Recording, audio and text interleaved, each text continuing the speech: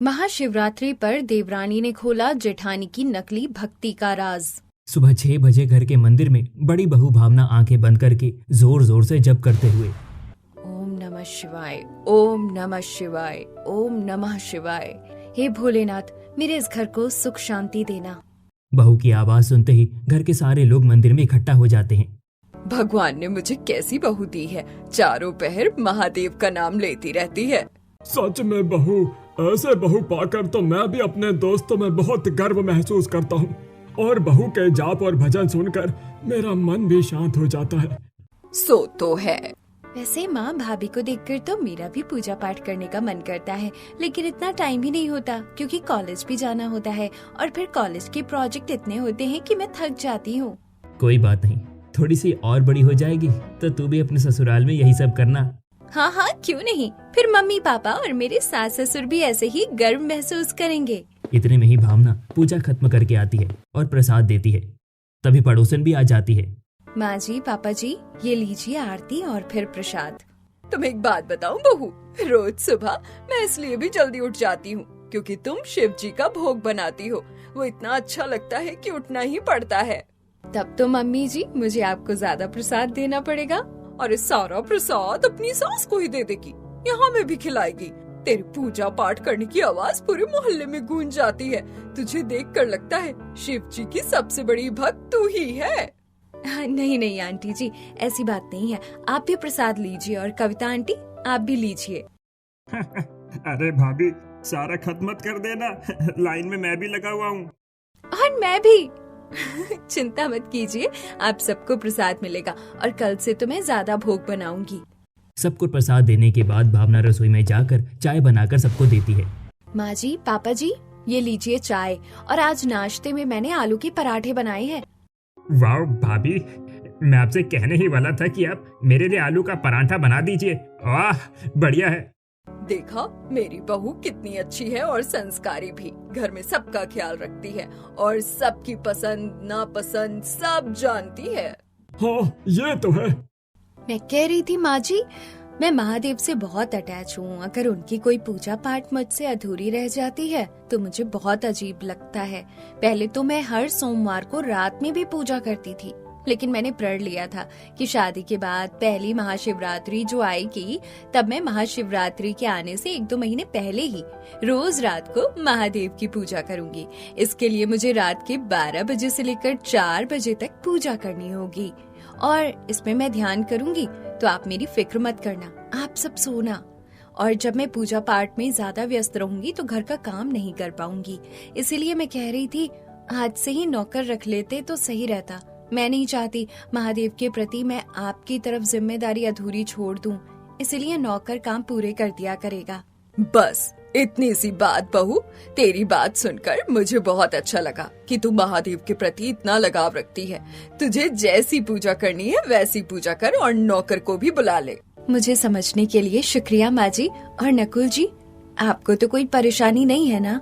मैं कर सकती हूँ ना पूजा? इस चीज के लिए तुम्हें मुझसे इजाजत लेने की कोई जरूरत नहीं है। थैंक यू आप सबके सपोर्ट के लिए। फिर भावना गमले से फूल तोड़कर माला पिरो देती है और पूजा घर में रख देती है। अरे बहू, कल की माला तूने आज क्यों बना दी? मुरझा गई तो? अरे माँ जी, ये कल की माला नहीं है, आज की माला है। रात को शिव जी की आराधना करनी है ना, इसलिए। अच्छा बहू, ठीक है, हम भी तेरे साथ शामिल होंगे। अरे माँ जी, आप खामखा परेशान हो जाएंगे। अरे बहू, तू चिंता मत कर, हम सब शांति से खड़े रहेंगे। ठीक है माँ जी।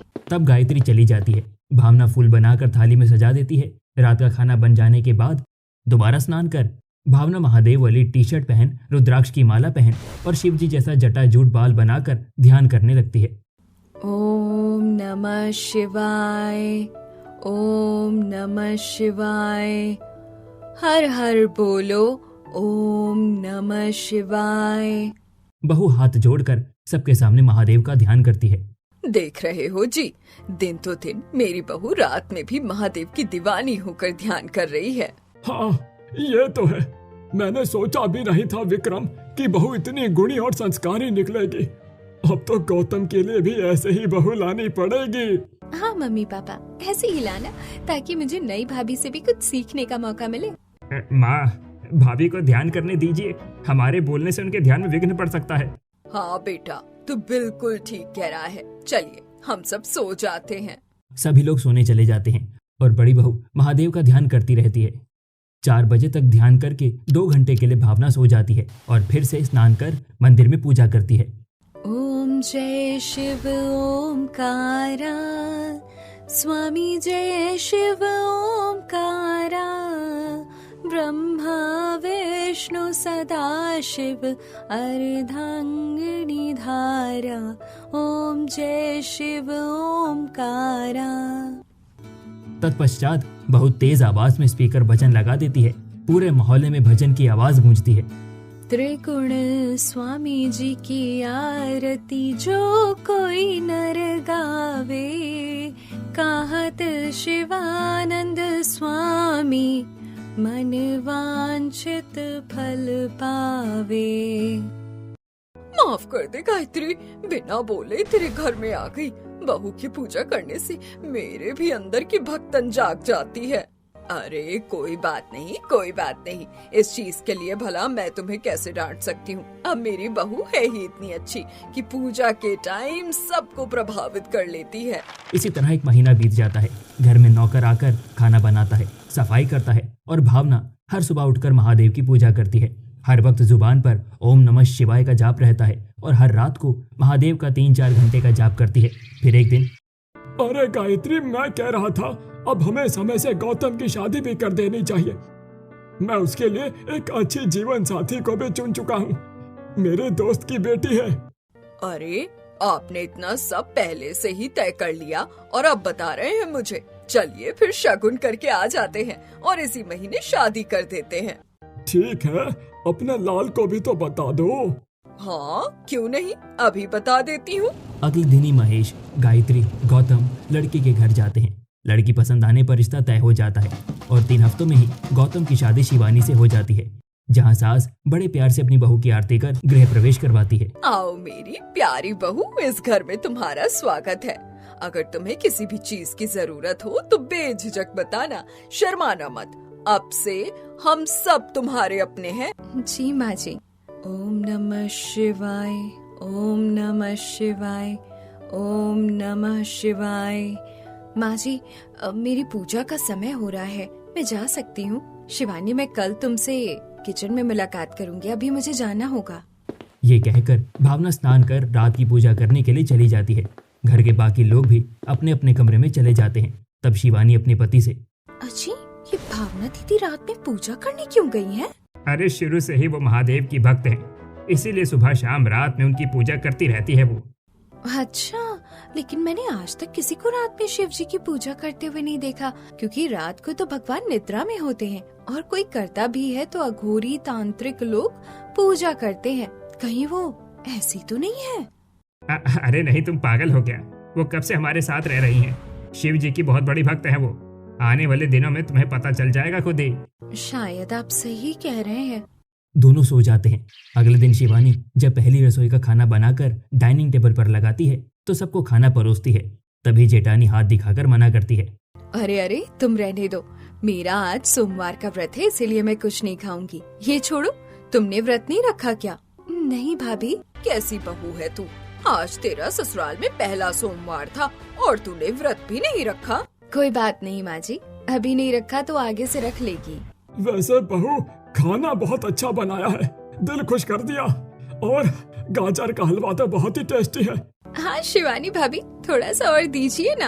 हाँ, ये लो मानसी। फिर ससुराल वाले बहू को शगुन देते हैं। ऐसे ही दिन गुजरते हैं। शिवानी ससुराल की सारी जिम्मेदारी संभाल लेती है और भावना पाठ पूजा करना छोड़ती नहीं है। उसे देखकर शिवानी भी हैरान थी। एक सोमवार फिर आ जाता है। भावना जोर जोर से बोलकर शिवलिंग पर जल चढ़ाती है। ओम नमः शिवाय, ओम नमः शिवाय, ओम नमः शिवाय, ओम नमः शिवाय। हे भगवान, ये दीदी कैसे इतना चिल्ला चिल्ला कर पूजा करती हैं? जितना देखा है दिखावा करते हुए देखा है। यहाँ खड़ी होकर मेरी बहू की तो पूजा खराब करना चाहती है क्या? खुद तो पूजा पाठ करती नहीं है, उसे भी नहीं करने दे रही। ऐसी बात नहीं है माँ जी। ऐसी बात नहीं है तो कैसी बात है? क्योंकि मैंने तो कभी तुझे पूजा पाठ करते हुए नहीं देखा। लेकिन एक मेरी संस्कारी बहू है जो रोज सुबह शाम पूजा करती है। जरूरी नहीं है ना माँ जी, मैं दिया धूप बत्ती लेकर मंदिर के सामने खड़ी रहूंगी, तभी आप मुझे पूजा करते हुए पाएंगी। शर्म नहीं आती मेरी बात पर मुस्कुराते हुए तुझे? नहीं माँ जी, मेरा वो मतलब नहीं था।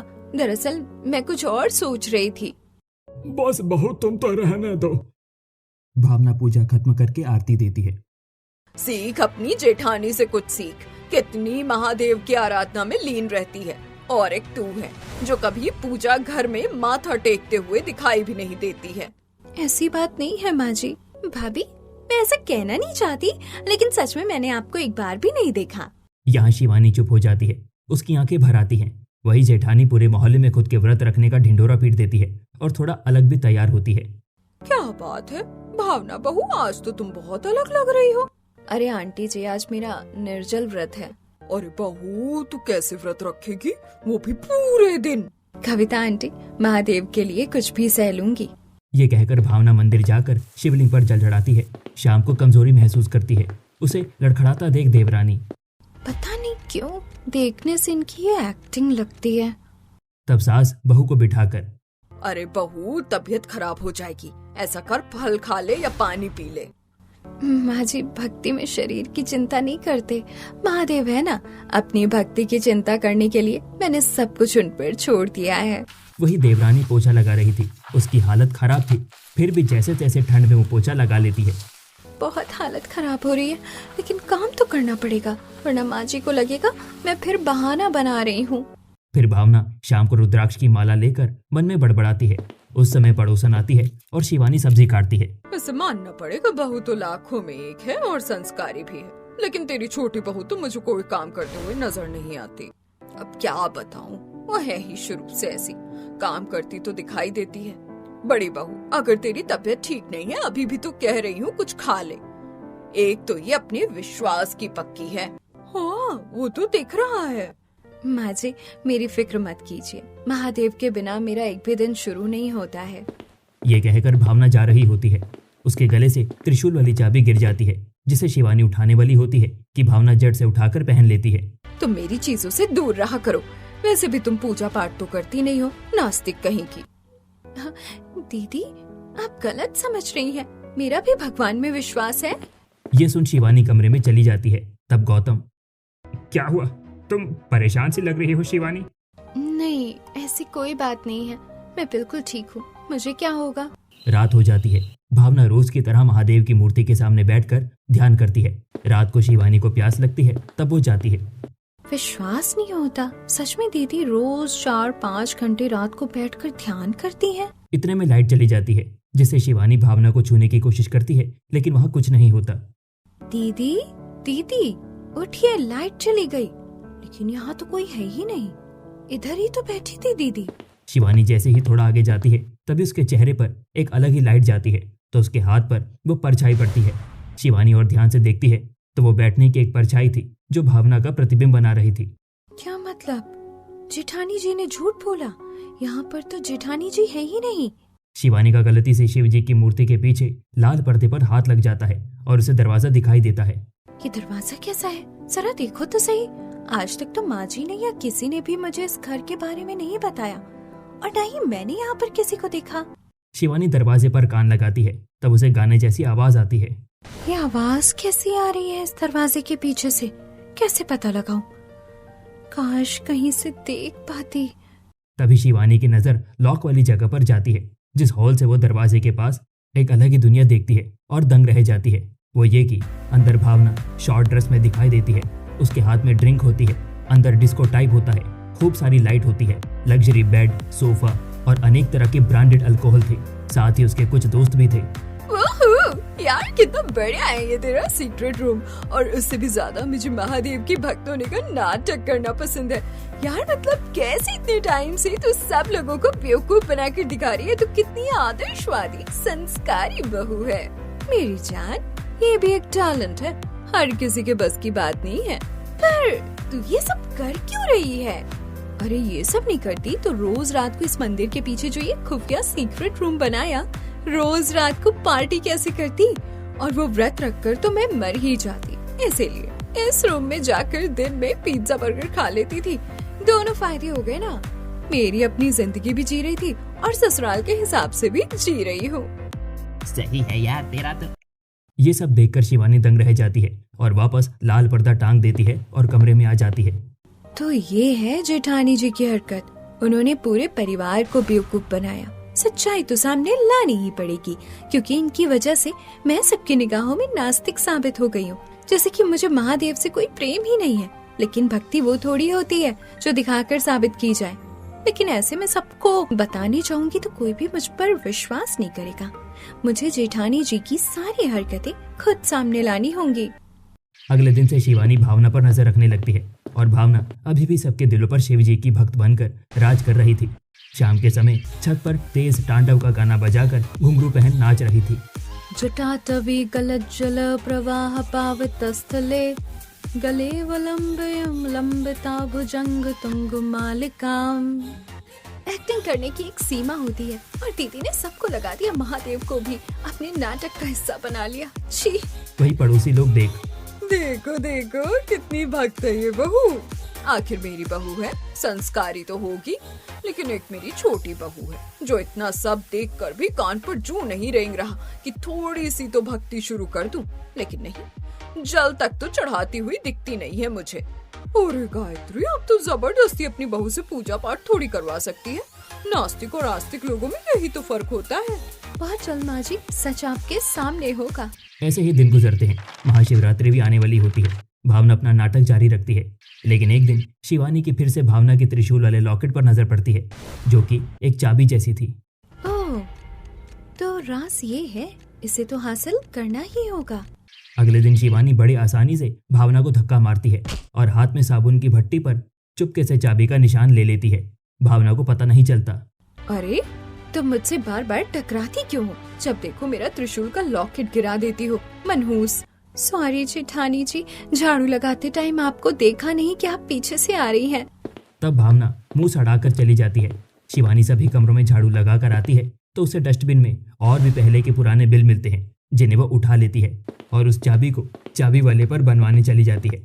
कुछ देर बाद मानसी, माँ, मैं कॉलेज जा रही हूँ, लेकिन कल मैं भी महाशिवरात्रि का व्रत रखूंगी, तो मेरे लिए बेलपत्र और पूजा का सामान ले आना। अरे हाँ, तू फिक्र मत कर। ऐसा हो सकता है महाशिवरात्रि पर मैं कुछ अधूरा छोड़ दूं। माँ जी, मेरा प्रण पूरा होने वाला है। कल महाशिवरात्रि है, मैं बहुत अच्छे से पूजा करूंगी, तो उसके लिए आज मुझे सामान लेने जाना है, बहुत सारा डेकोरेशन का भी और फल फूल भी। ठीक है बहू, मैं तेरे साथ चलती हूँ। आप रहने दीजिए, आपके घुटनों में दर्द हो जाएगा। वैसे भी शिव जी का सत्संग हो रहा है, आप ललिता आंटी के घर चली जाइए, वहाँ से भी तो बुलावा आया है। ठीक है बहू। और शिवानी, तुझे वैसे पूजा पाठ में कोई दिलचस्पी नहीं है, तो तू महाशिवरात्रि का सामान भी नहीं लेने जाएगी और शिव जी के सत्संग में भी नहीं चलेगी। माँ जी, जाने का मन है, लेकिन अभी मुझे जेठानी जी का पीछा करना है, माफ कर दीजिए। माँ जी, मैं किसी और काम में व्यस्त हूँ। मुझे तेरे से पूछना ही नहीं चाहिए था। घर में कोई भी नहीं है, घर का ख्याल रख लेना। अब घर के सभी लोग बाहर होते हैं। पहले शिवानी भावना का पीछा करती है, जहाँ वो कपड़े चेंज करके क्लब में डांस करने चली जाती है। फालतू में इनका पीछा किया, लेकिन इनकी रिकॉर्डिंग भी कर लेती हूँ। घर वालों को दिखाना तो पड़ेगा कि ये महाशिवरात्रि के नाम पर कहाँ आई हैं। शिवानी वहाँ से फटाफट वापस आकर शिव जी की मूर्ति के पीछे लाल पर्दा हटाकर उसे खुफिया दरवाजे को नकली चाबी से खोलती है और अंदर देख हैरान होती है। तो यही है वो भक्ति जिस पर सब अंधे हो गए। इसकी भी रिकॉर्डिंग कर लेती हूँ। और ये क्या है? शिवानी वहाँ पर बर्गर, पिज्जा, नूडल्स इत्यादि के बिल देती है, जो कि सब सोमवार के थे। शिवानी सब चीज की रिकॉर्डिंग कर लेती है। अब दीदी को कोई नहीं बचा सकता। शिवानी वापस कमरे में ताला लगाकर बाहर आ जाती है। भावना कपड़े चेंज कर सारा डेकोरेशन का सामान ले आती है और फिर से हर मिनट ओम नमः शिवाय का जाप करती है। लेकिन रात में शिवानी, जी मैं कह रही थी, पिछले कितने समय से दीदी अकेली रात को शिव जी के सामने ध्यान करती है। आज की रात हमें भी ध्यान करना चाहिए, क्योंकि कल महाशिवरात्रि है और कल मैं व्रत रखूंगी। अच्छा है, अब जाकर तूने कोई समझदारी वाली बात की है। हम रात को उसी के साथ ध्यान करेंगे। और हाँ जी, हम सब करेंगे, बस आप जेठानी जी को बताना मत कि हम उनके पीछे खड़े हैं, वरना उनका ध्यान भटक जाएगा और उनकी आराधना खराब हो जाएगी। हाँ बहू, ऐसा ही होगा, तू चिंता मत कर। रात को जब शिवानी शिव मंदिर के सामने लेकर आती है तब सबको ऐसा प्रतिबिंब मिलता है जैसे कि जेठानी बैठकर पूजा कर रही हो, लेकिन हकीकत तो ये थी कि भावना कमरे के अंदर थी। तभी शिवानी सास को धक्का मार देती है। सॉरी माँ जी, मेरे पैर के नीचे थोड़ा सा पानी है इसीलिए पैर फिसल गया। लेकिन ये क्या, जेठानी जी कहाँ हैं? आपको तो लगता उनके कंधे पर। अरे हाँ, मुझे लगा था वो बचा लेगी, लेकिन यहाँ तो बड़ी बहू है ही नहीं। भाभी कहाँ गई? कहाँ चली गई भावना? मुझे पता है माँ जी कहाँ है वो। इस शिव मूर्ति के पीछे खुफिया दरवाजा है, वहाँ मिलेंगी। बहू तेरा दिमाग खराब है? रात के 12 बजे बहू दीवार के पीछे क्या करेगी? यहाँ पर कोई दरवाजा नहीं है। हाँ हाँ हाँ है माँ जी, देखिए। शिवानी पर्दा हटाने के बाद सबको वो दरवाजा दिखाती है और उस दरवाजे को खोलती है जहाँ भावना आधे कपड़ों में कुछ लड़के और लड़कियों के साथ नाच रही होती है। मुन्नी बदनाम हुई डार्लिंग तेरे लिए, मैं झंडू बाम हुई डार्लिंग तेरे लिए। अरे ये सब लोग यहाँ पर क्या कर रहे हैं? अरे कौन है? बहू ये क्या हरकत है? मैं तो समझ ही नहीं पा रही कि तुम ऐसा भी कर सकती हो। और ये सब क्या हो रहा है? शिवानी बहू, और तुम्हें ये सब कैसे पता? मैं बताती हूँ माँ जी, ये सब देखकर जितना आप सब परेशान और हैरान हैं, उतना ही मैं भी हुई थी। दरअसल लाइट की वजह से आपको जेठानी जी की नकली शैडो दिखाई दे रही थी, जिससे हम सबको लग रहा था जेठानी जी रोज बैठकर शिव जी का ध्यान करती हैं। लेकिन इसकी आड़ में ये इस खुफिया दरवाजे के अंदर अपनी अय्याशी पूरी कर रही थी। आप देख लीजिए, इन्होंने आज तक कोई पूजा पाठ नहीं किया और व्रत भी नहीं रखा। ये देखिए, खाने की चीज के पैकेट और बिल। ये देख घर वाले हक्के बक्के रह जाते हैं। मानसी बिल फाड़कर डेट और स्लिप बताती है। वही दिन है माँ, जिस दिन भाभी सोमवार का व्रत रखने का बहाना करते थे और इस कमरे के अंदर बर्गर पिज्जा खाती थी। छी, भावना तुम महादेव के नाम पर ऐसा कर सकती हो, मुझे पता नहीं था। माँ जी, पापा जी, आप सब मुझे माफ कर दीजिए। भावना की ये बात सुनते ही गायत्री उसे चांटा मारती है। हम सबके ये देखने के बाद तू किस हक से, किस मुंह से हमसे माफी मांग रही है? शर्म बेचकर खा गई है क्या सारी इसी कमरे में? कब से हम इस पर गर्व कर रहे थे, जब सबको पता चलेगा कि हमारी क्या इज्जत रह जाएगी। तुमने देखा, गायत्री जिसे हम रोज पूजा में आगे बैठाते थे, उसे हमने भगवान से भी ऊपर रख दिया। पर इसने क्या क्या विश्वासघात किया है। माँ जी, पापा जी, इसकी बातों पर विश्वास क्यों कर रही हैं? अगर मैं पूजा पाठ नहीं करती तो आपकी छोटी बहू ने भी ये सब नहीं किया। वो तो एक नंबर की नास्तिक है। बस दीदी, अपने बारे में मैं और नहीं सुनूंगी। सच क्या है मैं आपको बताती हूँ। मैंने हर सोमवार को मंदिर जाकर जल चढ़ाया है। याद है माँ जी, एक दिन आप बोल रही थी कि मैंने इतना सारा खाना क्यों खाया है। व्रत तेरे से रखा नहीं जाता, ऊपर से इतना सारा खाना बनाकर अकेले खा गई, डांगर कहीं की। माँ बाप ने तुझे यही सिखा कर भेजा है कि घर में ऐसे करें। अगर थोड़ा सा पूजा पाठ कर लेगी तो घर में शांति आएगी ना, ऐसे कलेश नहीं पड़ेगी। कितना कहूँ बड़ी बहू से सीख ले, लेकिन तेरे से कहाँ सीखा जाता है। सॉरी, मुझे बहुत भूख लग रही थी इसीलिए मैंने खा लिया। अच्छा हुआ माँ जी को पैक किया हुआ सारा खाना नहीं मिला। अब मुझे मंदिर जाना चाहिए। शिवानी वहाँ से निकलकर मंदिर पहुँचती है और छोटे छोटे बच्चों को, गरीब लोगों को प्यार से खाना खिलाती है। महादेव, मैं दिखावा नहीं कर रही हूँ, बस आपकी कृपा मुझ पर बनी रहे कि मैं इन गरीब लोगों को खाना खिलाऊं और आपसे खूब आशीर्वाद पाऊं। शिवानी बच्चों को खाना खिलाने के बाद घर आती है। ऐसे ही सोमवार को सुबह सुबह शिवलिंग पर जल अभिषेक करने पर पार्वती पते, हर हर महादेव की जय। 5 बजे उठकर मंदिर आने का यही मजा है कि बेहद शांति और सुकून है और मुझे अपने महादेव के साथ और समय मिल जाता है। पूजा करने के बाद शिवानी सुबह बैठकर मन ही मन जाप करती है। इतना ही नहीं, चांदनी रात में चंद्रमा को देख जल भी चढ़ाती है। मैंने आप सबको कभी नहीं बताया कि मैं व्रत रखती हूँ, क्योंकि मेरे लिए महादेव को बताना काफी था। माँ जी, वो भक्ति ही क्या जो दिखावे से जताई जाए। हमने छोटी बहू को बहुत गलत समझा। बहू, हमें माफ कर दो। गायत्री, गलती बहू की नहीं थी, गलती हमारी नजरों की थी, जो शोर को भक्ति समझ बैठे। मैं समझता था मेरी पत्नी शिव भक्त है, आज पता चला वो सिर्फ सबको मूर्ख बना रही थी। भक्ति अगर झूठ से की जाए तो वो पाप बन जाती है, और तुमने उसी पाप को रोज पूजा का नाम दिया। जेठानी घुटनों के बल बैठ जाती है। माँ जी, मेरा अब तक का बहुत बड़ा स्वार्थ था इन सब के पीछे। मैं सच में अपने आप से नजरें नहीं मिला पा रही। महादेव से कैसे मिलेंगी?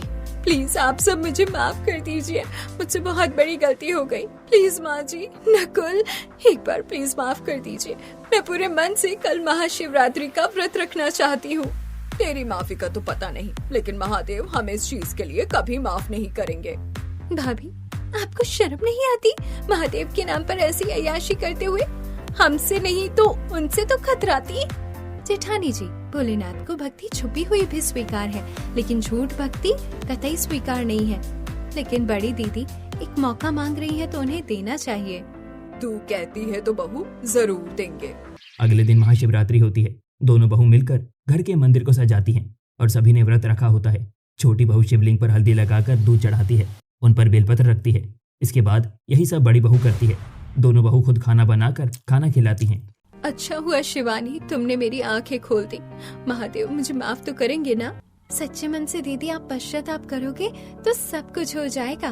तत्पश्चात गरीबों को खाना खिलाते हैं। जेठानी के चेहरे पर पश्चाताप साफ नजर आता है और देवरानी के चेहरे पर शांति होती है। बहू, जो तूने इतना सब कुछ किया है, माफी ऐसे ही नहीं मिलेगी। महादेव को प्रसन्न करना पड़ेगा, और जो जो तूने झूठ बोला है अब उसे हकीकत में कर। ठीक है पापा जी। इस तरह जेठानी निर्जला व्रत रखकर महादेव के भजन कीर्तन में देवरानी के साथ मां लगती है और अब हर सोमवार को सच्चे मन से पूजा करती है। इस तरह उसके मन को भी शांति पहुंचती है और घर वालों के सामने उसकी इज्जत बनने लगती है। साथ ही वो घर की जिम्मेदारी भी बखूबी निभाती है।